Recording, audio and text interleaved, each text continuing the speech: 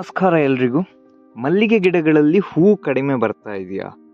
ನಾನಿವತ್ತು ಮಲ್ಲಿಗೆ ಗಿಡಗಳಿಗೆ ಬಳಸುವಂಥ ಒಂದು ಸರಳ ನೈಸರ್ಗಿಕ ಮಿಶ್ರಣ ಹೇಗೆ ಮಾಡೋದು ಅಂತ ನಿಮಗೆಲ್ಲ ತಿಳಿಸಿಕೊಡ್ತೇನೆ. ಇದನ್ನು ಬಳಸೋದ್ರಿಂದ ನಿಮ್ಮ ಮಲ್ಲಿಗೆ ಗಿಡಗಳು ದಷ್ಟಪುಷ್ಟವಾಗಿ ಬೆಳೆದು ಹೂವು ಡಬಲ್ ಆಗೋದಂತೂ ಗ್ಯಾರಂಟಿ. ಈ ಮಿಶ್ರಣವನ್ನು ತಯಾರಿಸುವುದು ಕೂಡ ತುಂಬ ಸುಲಭ, ಹಾಗೆಯೇ ಕಡಿಮೆ ಖರ್ಚಿನಲ್ಲಿ ಆಗುವಂಥದ್ದು. ಹಾಗಾದರೆ ತಡ ಮಾಡೋದು ಯಾಕೆ, ವಿಡಿಯೋವನ್ನು ಶುರು ಮಾಡೋಣ. ಇನ್ನು ನನ್ನ ಚಾನಲ್ ನಿರುತ್ತರವನ್ನು ಯಾರೆಲ್ಲ ಸಬ್ಸ್ಕ್ರೈಬ್ ಮಾಡಿಕೊಳ್ಳಿಲ್ಲ ದಯವಿಟ್ಟು ಮಾಡಿಕೊಳ್ಳಿ. ಮೊದಲಿಗೆ ಈ ಮಿಶ್ರಣ ಮಾಡಲಿಕ್ಕೆ ನಮಗೆ 3 ಪದಾರ್ಥದ ಅಗತ್ಯವಿರ್ತದೆ. ಹಾಗೆ ಈ 3 ಕೂಡ ನೈಸರ್ಗಿಕ ಅಥವಾ ಆರ್ಗ್ಯಾನಿಕ್ ಆಗಿರುವಂಥದ್ದು. ಮೊದಲಿಗೆ ಇದಕ್ಕೆ ಕಡಲೆ ಹಿಂಡಿ ಮತ್ತು ಸಗಣಿ ನೀರು, ಅದರ ಜೊತೆ ಗೋಮೂತ್ರ, ಈ 3 ವಸ್ತು ಮಾತ್ರ ಬೇಕಾಗಿರುವಂಥದ್ದು. ಕಡಲೆ ಹಿಂಡಿ ಅಂದರೆ ನಿಮ್ಗೆಲ್ರಿಗೂ ಗೊತ್ತು, ಇದೊಂದು ನೈಸರ್ಗಿಕವಾಗಿ ದೊರೆಯುವಂಥ ಒಂದು ಗೊಬ್ಬರ ಅಂತಲೇ ಹೇಳ್ಬೋದು. ಇದು ನಿಮಗೆ ಅಂಗಡಿಗಳಲ್ಲಿ ಅಥವಾ ಆಯಿಲ್ ಮಿಲ್ಗಳಲ್ಲಿ ಸುಲಭವಾಗಿ ದೊರೆಯುತ್ತದೆ. ಈ ಕಡಲೆ ಹಿಂಡಿ ಅಂದರೆ ನಿಮ್ಮ ನೆಲಗಡಲೆಯಿಂದ ಎಣ್ಣೆ ತೆಗೆದ ಮೇಲೆ ಉಳಿಯುವ ಪದಾರ್ಥವೇ ಈ ಕಡಲೆ ಹಿಂಡಿ. ಇದರಲ್ಲಿ ತುಂಬ ನೈಟ್ರೋಜನ್, ಪ್ರೋಟೀನ್, ಮೈಕ್ರೋ ನ್ಯೂಟ್ರಿಯೆಂಟ್ಸ್ ಇರುತ್ತೆ. ಇದನ್ನು ಗಿಡಗಳಲ್ಲಿ ಹಾಕಿದರೆ ಗ್ರೋತ್ ಅಥವಾ ಬೆಳವಣಿಗೆ ಸ್ಟ್ರಾಂಗ್ ಆಗುತ್ತೆ. ನಿಮ್ಮ ಗಿಡಗಳ ಎಲೆಯ ಕಲರ್ ಡಾರ್ಕ್ ಗ್ರೀನ್ ಅಥವಾ ಹಸಿರಾಗ್ತವೆ. ಇನ್ನು ಫ್ಲವರಿಂಗ್ ಅಂದರೆ ಹೂವು ಬಿಡೋದು ಕೂಡ ಇಂಪ್ರೂವ್ ಆಗುತ್ತೆ.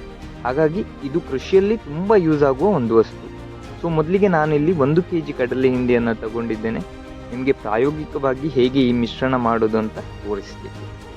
ಮೊದಲು ಈ ಕಡಲೆ ಹಿಂಡಿಯನ್ನು ನೀರಿನಲ್ಲಿ ಮಿಕ್ಸ್ ಮಾಡಬೇಕು.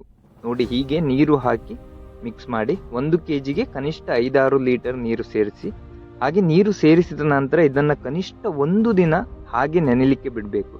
ಯಾಕಂದರೆ ಇದು ನೀರಿನಲ್ಲಿ ಸರಿಯಾಗಿ ನೆನೆದಾಗ ಇದರಲ್ಲಿ ಇರುವ ನ್ಯೂಟ್ರಿಯೆಂಟ್ಸ್ ಅಥವಾ ಪೋಷಕಾಂಶವನ್ನು ಬಿಡುಗಡೆ ಮಾಡುತ್ತೆ ಇದು.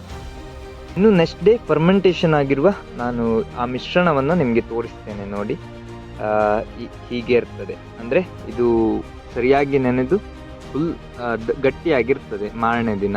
ಇದನ್ನು ಒಂದು ದೊಡ್ಡ ಬಕೆಟ್ ಅಥವಾ ಪಾತ್ರೆಗೆ ಶಿಫ್ಟ್ ಮಾಡಿದ ಮೇಲೆ ಇದಕ್ಕೆ ಸ್ವಲ್ಪ ನೀರು ಕೂಡ ಸೇರಿಸಿ ಸರಿಯಾಗಿ ಮಿಕ್ಸ್ ಮಾಡಿ. ನೀರು ಸೇರಿಸಿ ಒಂದು 4-5 ನಿಮಿಷ ಸರಿಯಾಗಿ ಮಿಕ್ಸ್ ಮಾಡಿ ಇದನ್ನು. ಈಗ ನೆಕ್ಸ್ಟ್ ಪ್ರೊಸೀಜರ್ ನೋಡುವುದಾದರೆ ಇದಕ್ಕೆ ಸಗಣಿ ನೀರು ಮತ್ತು ಗೋಮೂತ್ರ ಆ್ಯಡ್ ಮಾಡುವಂಥದ್ದು. ಇದು 2 ಬಹಳ ಪವರ್ಫುಲ್ ಆಗಿರುವ ವಸ್ತು ಅಂತಲೇ ಹೇಳ್ಬೋದು. ನಮ್ಮದು ಹಟ್ಟಿ ಅಂದರೆ ಕೊಟ್ಟಿಗೆಯಿಂದ ಡೈರೆಕ್ಟಾಗಿ ಸಗಣಿ ನೀರು ಮತ್ತು ಗೋಮೂತ್ರ ಮಿಕ್ಸ್ ಆಗಿರುವ ನೀರು ಬರ್ತದೆ. ಅದನ್ನೇ ನಾನು ಮಿಕ್ಸ್ ಮಾಡ್ತಾ ಇದ್ದೇನೆ. ಇಲ್ಲಾಂದರೆ ನಿಮಗೆ ಈ ರೀತಿಯ ಒಂದು ವ್ಯವಸ್ಥೆ ಇಲ್ಲ ಅಂದರೆ ನೀವೇನು ಮಾಡ್ಬೋದಂದರೆ ಸಗಣಿ ತಗೊಂಡು ಅದಕ್ಕೆ ನೀರು ಸೇರಿಸಿ ಮಿಕ್ಸ್ ಮಾಡಿ ಅದರ ಜೊತೆ ಸೆಪ್ರೇಟಾಗಿ ಈ ಗೋಮೂತ್ರವನ್ನು ಮಿಕ್ಸ್ ಮಾಡ್ಕೊಳ್ಬೋದು. ಸೊ ನಾನೀಗ ಸಗಣಿ ಮತ್ತು ಗೋಮೂತ್ರ ಮಿಕ್ಸ್ ಮಾಡಿರುವ ನೀರನ್ನು ಆ ಕಡಲೆ ಹಿಂಡಿ ಮಿಶ್ರಣಕ್ಕೆ ಆ್ಯಡ್ ಮಾಡ್ತೇನೆ.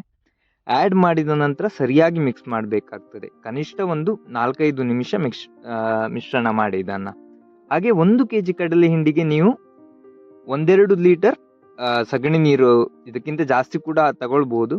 ಹಾಗೆ ಒಂದು 500 ml ಆಗುವಷ್ಟು ಗೋಮೂತ್ರ ತಗೊಳ್ಬೇಕಾಗ್ತದೆ.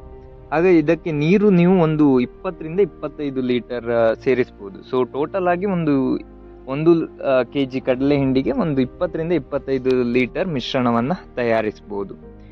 ಇದಿಷ್ಟು ಇದನ್ನು ತಯಾರಿಸುವ ವಿಧಾನದ ಬಗ್ಗೆ. ಇನ್ನು ಇದನ್ನು ಯಾವ ರೀತಿ ಮಲ್ಲಿಗೆ ಗಿಡಕ್ಕೆ ಹಾಕಬೇಕಂತ ನೋಡುವುದಾದರೆ, ಇದನ್ನು ಡೈರೆಕ್ಟ್ ಎಲೆ ಮೇಲೆ ಸ್ಪ್ರೇ ಮಾಡುವ ಕೆಲಸ ಮಾಡಬೇಡಿ. ಇದನ್ನು ಡೈರೆಕ್ಟಾಗಿ ಎಲೆ ಮೇಲೆ ಸ್ಪ್ರೇ ಮಾಡುವಂಥದ್ದಲ್ಲ. ಇದು ಗಿಡದ ಕಾಂಡ ಅಥವಾ ಬುಡದ ಹತ್ತಿರ ಹಾಕಬೇಕಾಗ್ತದೆ. ಅಂದರೆ ನೀವು ಬುಡಕ್ಕೆ ಡೈರೆಕ್ಟಾಗಿ ಹಾಕಬೇಡಿ, ಬುಡದ ಸುತ್ತ ರೌಂಡ್ ಶೇಪಲ್ಲಿ ಇದನ್ನು ಹಾಕಿ. ಒಂದು ಮಲ್ಲಿಗೆ ಗಿಡಕ್ಕೆ ಅದೇನಾದರೂ ದೊಡ್ಡದಿದ್ದರೆ 500 ml 1 ಲೀಟರ್ ಮಿಕ್ಸ್ ಹಾಕ್ಬೋದು. ಆದರೆ ಚಿಕ್ಕ ಗಿಡಗಳಿಗೆ, ಅಂದರೆ ನಿಮ್ಮ ಗಿಡಗಳು ಏನಾದರೂ ಚಿಕ್ಕದಾಗಿದ್ದರೆ ಒಂದು 100-200 ml ಹಾಕಿದರೆ ಸಾಕಾಗ್ತದೆ.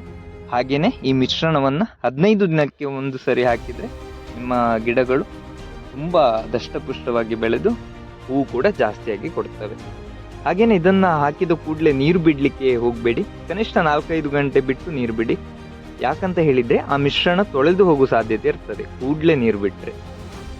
ಇನ್ನು ಇದರಿಂದ ಆಗುವ ಲಾಭದ ಬಗ್ಗೆ ನೋಡುವ. ಈ ಮಿಶ್ರಣವನ್ನು ಮಲ್ಲಿಗೆ ಗಿಡಕ್ಕೆ ಹಾಕೋದ್ರಿಂದ ಏನು ಲಾಭ ಆಗ್ತದೆ ಅಂತ ನೋಡುವುದಾದರೆ, ನಾನು ಆಗಾಗಲೇ ಹೇಳಿದಾಗೆ ಫ್ಲವರಿಂಗ್ ಅಥವಾ ಹೂವು ಹಿಡಿಯೋದು ಜಾಸ್ತಿ ಆಗುತ್ತೆ. ಇನ್ನು ಹೂವು ಬೀಳುವ ಸಮಸ್ಯೆ ಕೂಡ ಇರ್ತದೆ ಕೆಲವು ಮಲ್ಲಿಗೆ ಗಿಡಗಳಲ್ಲಿ. ಆ ಸಮಸ್ಯೆ ಕೂಡ ಖಂಡಿತ ಕಡಿಮೆ ಆಗ್ತದೆ. ಇನ್ನು ಗಿಡ ಎನ್ನುವಂಥದ್ದು ಸ್ಟ್ರಾಂಗ್ ಆಗುತ್ತೆ. ಇನ್ನು ಮಣ್ಣಿನಲ್ಲಿರುವ ಸಾಯಿಲ್ ಮೈಕ್ರೋಬ್ಸ್ ಅಥವಾ ನಿಮ್ಮ ಸೂಕ್ಷ್ಮ ಜೀವಿಗಳು ಇನ್ಕ್ರೀಸ್ ಆಗುತ್ತೆ. ಇನ್ನು ಇದೊಂದು ಕಂಪ್ಲೀಟ್ಲಿ ಆರ್ಗ್ಯಾನಿಕ್ ಮೆಥಡ್. ಹಾಗೆಯೇ ನೀವು ಮಲ್ಲಿಗೆ ಗಿಡಕ್ಕೆ ಈ ರೀತಿಯ ನೈಸರ್ಗಿಕ ಗೊಬ್ಬರಗಳನ್ನು ಬಳಸುವುದು ಉತ್ತಮ. ನಿಮ್ಮ ರಾಸಾಯನಿಕ ಗೊಬ್ಬರಗಳಿಗಿಂತ ಈ ನೈಸರ್ಗಿಕವಾಗಿ ದೊರೆಯುವಂಥ ಗೊಬ್ಬರಗಳನ್ನು ಹಾಕೋದು ಮಲ್ಲಿಗೆಗೆ ಉತ್ತಮ ನನ್ನ ಪ್ರಕಾರ. ಇನ್ನು ನೀವು ಮಲ್ಲಿಗೆ ಬೆಳೀತಾ ಇದ್ದೀರಾ ಅಂದರೆ ಡೆಫಿನೆಟ್ಲಿ ಈ ಮಿಶ್ರಣವನ್ನು ಟ್ರೈ ಮಾಡಿ ನೋಡಿ. ರಿಸಲ್ಟ್ ಪಕ್ಕಾ ಬರುತ್ತೆ. ಹಾಗೆ ರಿಸಲ್ಟ್ ಬಂದ ಮೇಲೆ ಕಮೆಂಟಲ್ಲಿ ಹೇಳೋದು ಮರಿಬೇಡಿ. ಇನ್ನು ಅಗ್ರಿಕಲ್ಚರ್ ಸೀಕ್ರೆಟ್ಸ್ ಅಥವಾ ಟಿಪ್ಸ್ ಬೇಕಂದರೆ ನನ್ನ ಚಾನಲನ್ನು ಸಬ್ಸ್ಕ್ರೈಬ್ ಮಾಡ್ಕೊಳ್ಳಿ. ಧನ್ಯವಾದಗಳು.